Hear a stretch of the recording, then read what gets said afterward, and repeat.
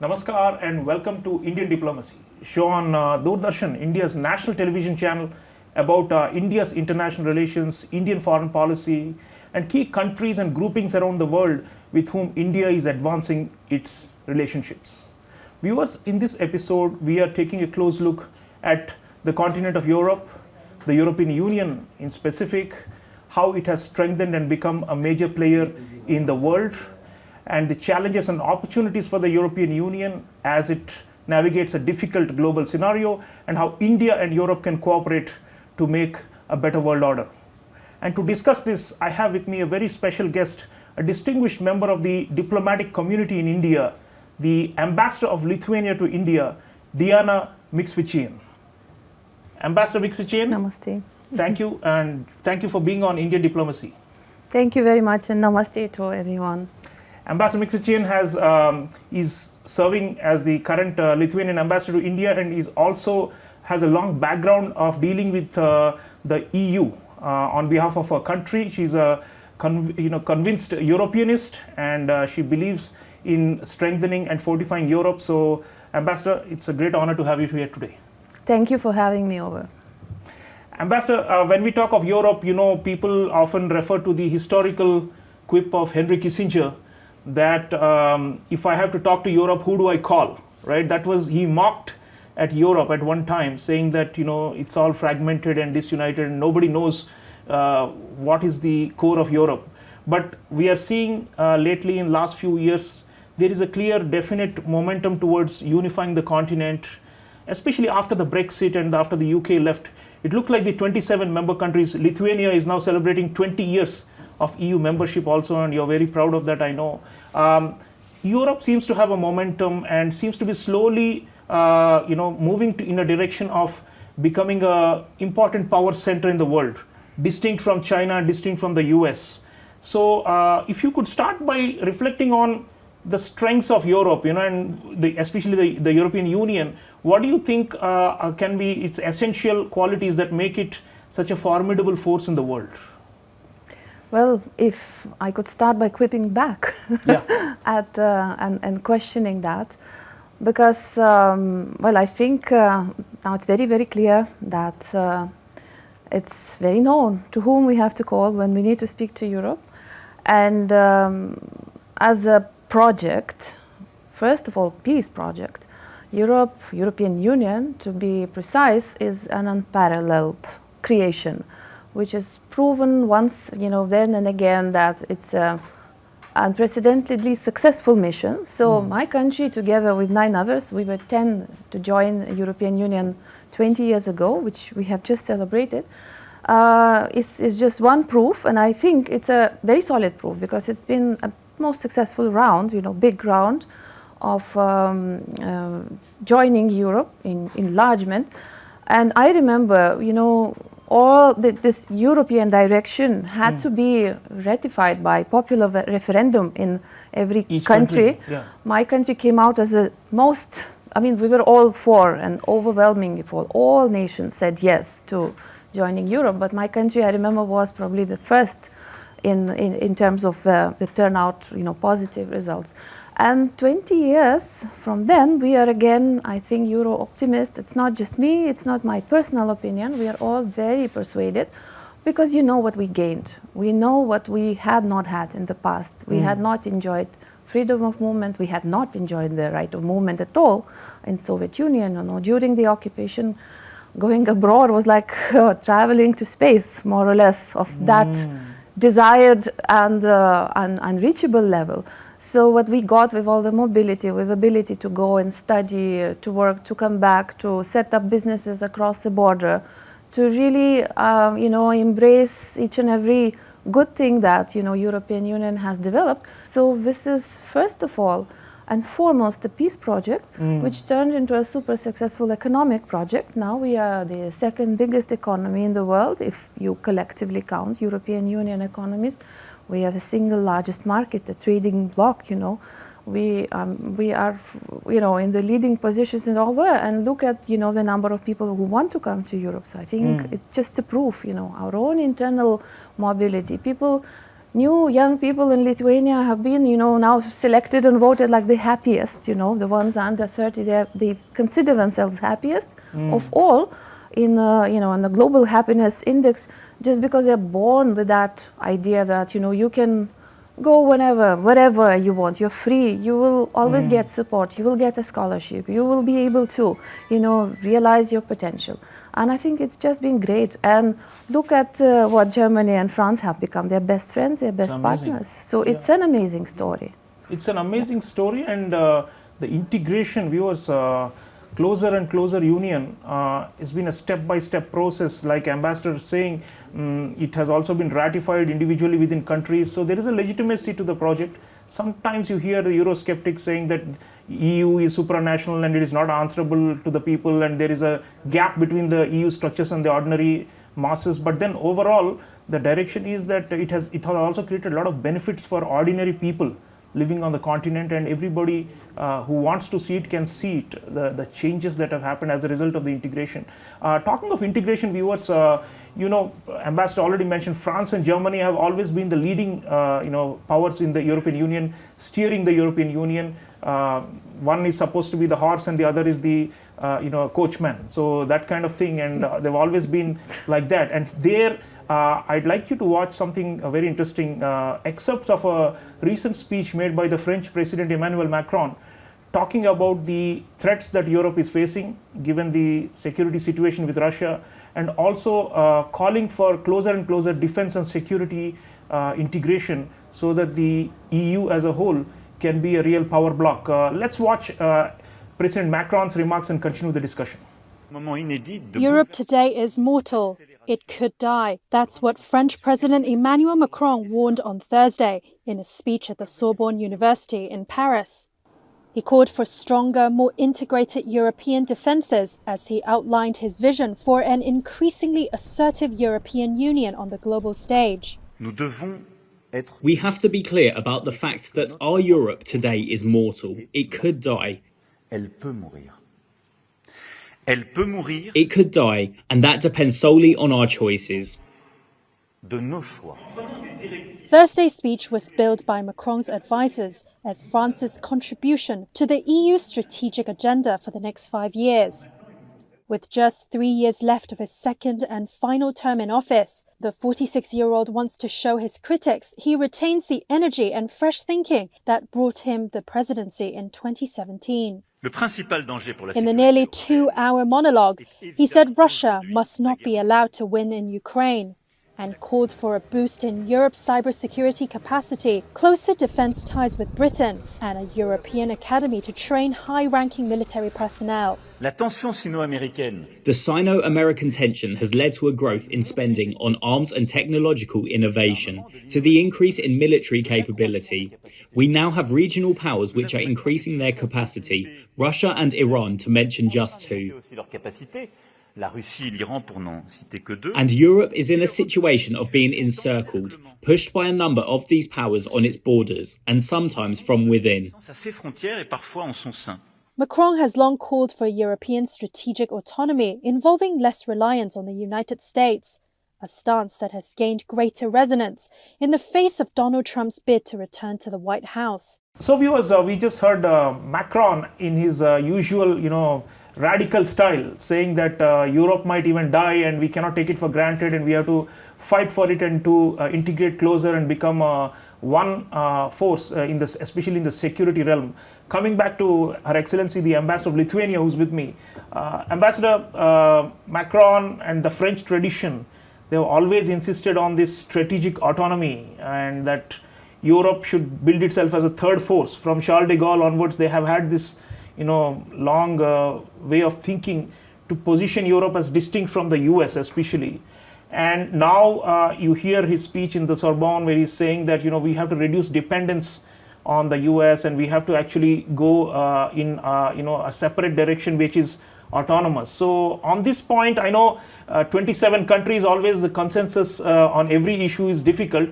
And you have a lot of summits and a lot of gatherings all the time to bring agreement on these issues. But do you think that this autonomy is a realistic one, and what is the viewpoint of what is the diversity of views within the EU on this question? Because in India, people would like to know, is the EU like a country, with a single foreign policy, and can it have a single defense policy, a single immigration policy, all these things.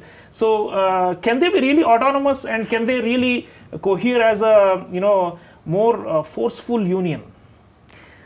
Well, EU is not one country. EU is 27 countries, but to the question if you can have one common foreign and security policy, I'm saying yes, because we have one, which is an evolving policy, because we are also facing evolving challenges. So of course we have to evolve our answers.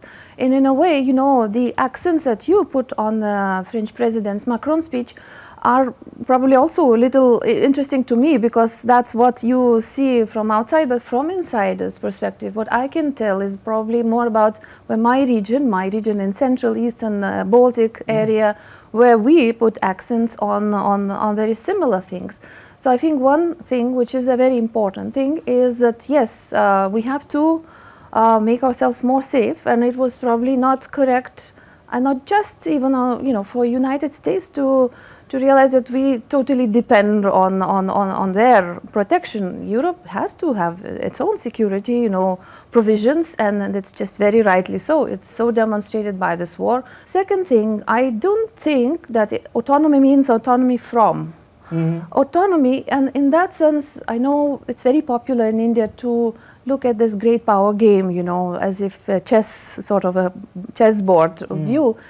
But whatever happens, no matter what we decide as a EU, as a bloc, we'll always be very close to US, and it's just no question. So because the values, because the democracy, all so those things. much that has connected us until now and will remain, as a very important connecting, the glue, so to say. So there is no even question, and I think President Macron has also emphasized so many times that there's no question of being between US and China, because we'll always be so much closer to the US, and we have a strategic partnership. We have strategic alignment on all the issues, and it's probably very fair of US to expect you to contribute more, on defense, of its own defense. So we can only cheer that resolution. I think it's not just resolution, it's what has been happening a lot in terms of, defense industry, modernization, investment, military industries, capacities that are happening. So I think we are very much on the right track. And Ambassador, talking of the the transatlantic connection, obviously NATO is the big glue that holds this together. And whenever they, for example, when the first Trump administration was there, Macron even went out and said that NATO is brain dead. And there is, if there is a return to that kind of a dispensation from next year in the US, there is always the question: can the Europeans on their own support the Ukrainian resistance if the US steps back? And everybody is speculating about the capacity of Europe, and they're saying the real test of Europe was not since 2022 when the Russian invasion happened, but it's going to come if there is a change in the US policy. So what are your thoughts on that, and how committed do you think the EU can be to muster the resources and to make sure that the Ukrainian resistance will continue? Well, I think what is very important is that we have to develop our own capabilities for defense, because we have to defend ourselves, and the challenges are on our borders. We'll be the one, and my country is the frontline country, so we'll be bearing brunt. But the understanding in European Union is very clear that any assault on a meter of European Union territory will be an assault against us. Of that we have no doubts. So very, very clear and very just, very, very needed development that is, as I said, is already happening. Well, whatever are developments in the US, I would not like to speculate. Neither I would speculate on what happens, whether Europe is able to defend Ukraine, because I think that, this war, so necessary, so unfortunate. And look at the end game. Russians have already lost Ukraine for ages. They might, no matter if we take a village or 100 villages, they have lost Ukrainians. There will be hatred versus Russia for 100 years, unless the new peace project comparable of EU comes in, which is probably unlikely. for some time. And the end game for Ukrainians has been to survive. So they have survived. Whatever happens, and now no matter, I mean, it's a matter of cost and it's a matter of pain, which I think everybody's interest is to cut short as soon as possible, including the global community, because, well, this might be a European war, but it's definitely with a global, very global consequences, and it might turn into a global war, because as I said, you know, the intentions have been clearly beyond Ukraine. So if we are unable to help Ukraine, we'll pay a much bigger price. So that's for us to choose how much price, what big price we have to pay. And I think the decisions are very, very clear on that. We just can't afford that. That's a diplomatic answer also. But viewers, so far we have spoken about Europe and its own periphery and its security. But Europe is also becoming a global actor in different regions of the world. It has an external action service of its own. It has a high representative for foreign affairs, like a foreign minister for the whole EU. And Europe has also indicated a greater interest in the Indo-Pacific. At the same time, Europe is readjusting or rethinking its relationship with one of the big heavyweights in the world, the other great power center, which is China. On this, I have a very interesting video clip of Chinese President Xi Jinping's recent Europe visit with a focus on Serbia, which is a candidate member to to enter the European Union, and also to Hungary. And let's watch this very interesting development where China continues to invest in certain countries in Europe and try to divide the European Union in a certain way to its geopolitical advantage. Let's watch this clip and continue the discussion. Belgrade's streets were decorated with Chinese flags, and Xi and Serbian President Aleksandar Vučić were greeted by a cheering crowd in front of the presidential palace. Since 2020, China has been the single largest investor in Serbia, Vučić said, an investment that's up 30-fold over the past decade. More than 24 agreements were signed during this visit, promoting legal, regulatory, and economic cooperation. And both leaders said they would support each other's sovereignty and territorial integrity, meaning that Serbia considers Taiwan, viewed by Beijing as a breakaway province, to be part of China, just as China considers Kosovo, which declared independence in 2008, as part of Serbia. Vučić said Serbia and China are moving from strategic relations to, quote, a community that talks about the shared future of our two countries. So viewers, Xi Jinping being given a red carpet in Belgrade, and the Serbian leaders saying we are not only interested in strategic partnership but also in a community for common destiny of a shared humanity, and all these things are Chinese phrases, and certainly China has had influence, tremendous influence in some European countries, and increasingly that is at odds with the EU's own perception that China is becoming a major economic competitor and a systemic rival. So I have with me Her Excellency the Ambassador of Lithuania still with me in the studio. Let me come back to her. Ambassador, you have been, quite critical of China and Chinese presence and Chinese approach to your country and to Europe, and your views are quite clear. But then you have people like Vučić and Viktor Orban and so many others who think that actually China is still an economic opportunity and should be welcomed. And on this count, how coherent is the EU or Europe as a whole vis-a-vis China? And we recently spoke to the EU ambassador to India, and he was also saying that we are now preparing for a tough pushback on China on trade and unfair practices, and that on values and democracy it's a systemic rival. So he was quite clear that the EU is actually going to brace itself for a long pushback against China. But given this mixed picture that we are seeing, with some countries still opening the door to China in such a way, how coherent is the EU approach to China? Whoever says that EU is not united or mixed up in that approach, I would say a very clear no. Because again, you have a development, you have many of the gurus of international relationships who are still probably teaching at our universities were all saying 20 years ago how wonderful partner China is, what an important economy is it, lets us all go and engage, and we will also facilitate the opening of the country to the benefit of everybody. So we should also look at ourselves at how we saw China and how we share that heads-on engagement, which would be a very normal thing. But for the fact that, you know, China has not behaved by the rules. So EU, if you look at it, it was in fact incredibly pioneering, you know, strategy that EU adopted as early as 2019, which named engagement with China in 3 different, you know, chapters or pillars. One is the partner, strategic partner, because it's an important partner both by economic size and role, but also by a global role on various global issues. As an economic competitor, which is again, I think, a very neutral term because we are all competitors, even EU, we are all competitors. But the third and most important pillar, which many argued was not correct at that time, saying it's a systemic rival or systemic, you know, competitor, where exactly the problem comes out, because this is a partner who has not played by the rules so much and who has abused that sort of credit of trust given, you know, by engaging with it so much that we have to push back on EVs, right?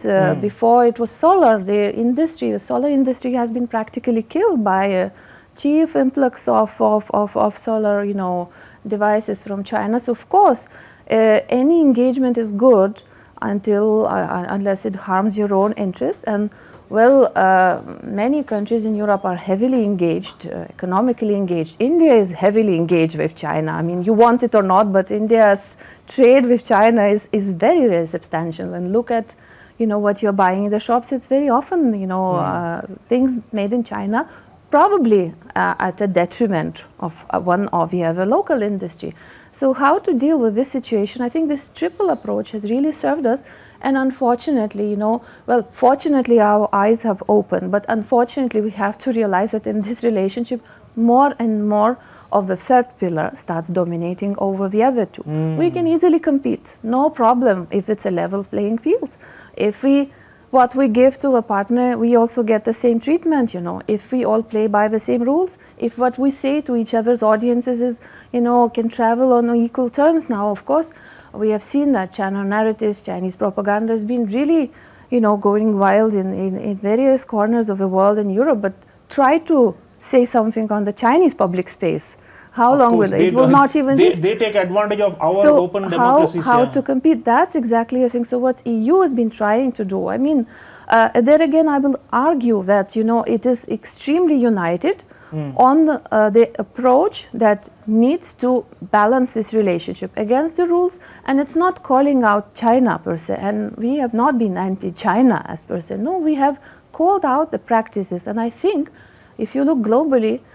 No one better than EU called out Chinese practices, from human rights violations to unfair trade, in Hong Kong, to in Xinjiang, and so many things. We have also suffered. Our businesses suffered increasing, you know, and repeatedly because the politicians have called out China. So I mean, only expect that we all do the same, and then so you know, I think the competitive dynamic seems like it's going to be more prominent in the way Europe deals with China more than the cooperation going into the future.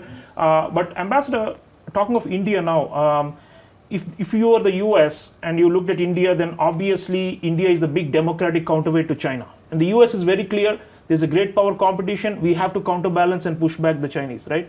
But what about the Europeans? I mean, what are they, for them, what is India ultimately, you know? I mean, at the big picture level, our audiences would like to know, what is the strategic importance of India for the European Union?